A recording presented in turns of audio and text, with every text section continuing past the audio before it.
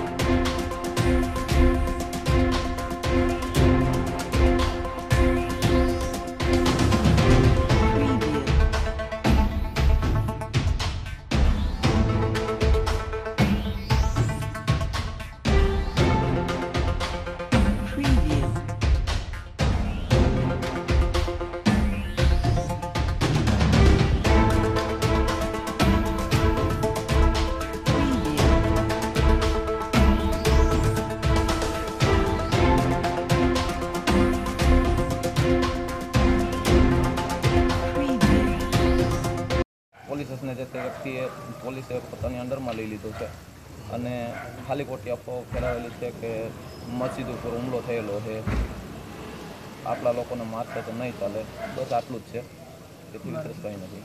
એવું પણ જાણવા મળ્યું છે કે પથ્થરમારો કે તલવાર લઈને આવ્યા હતા, એવું કંઈ હકીકત છે? હાલ કોઈ પથ્થરમારો નથી થયેલો અને કોઈ તલવાર લઈને પણ નથી આવેલું। આ માત્ર ને માત્ર અફવાઓ છે અને જાહેર જનતાને એક નમ્ર વિનંતી કે આવી કોઈ અફવાઓ ઉપર હાલ ધ્યાન ન આપો। હાલ પરિસ્થિતિ બધી અંડર કંટ્રોલમાં છે, એવું કંઈ પણ નથી। Thank you.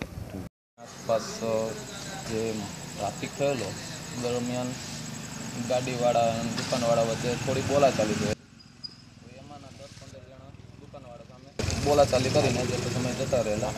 હાલ માણેક ચોકમાં એ 10-12 વ્યક્તિમાંનો એક વ્યક્તિ અહીંયા મળી આવતા આજુબાજુની માણસો જે ટ્રાફિક થયેલો દરમિયાન ગાડીવાળા અને દુકાનવાળા વચ્ચે થોડી બોલાચાલી થયેલી, હવે એમાંના 10-15 જણા દુકાનવાળા સામે બોલાચાલી કરીને જે તે સમય જતા રહેલા।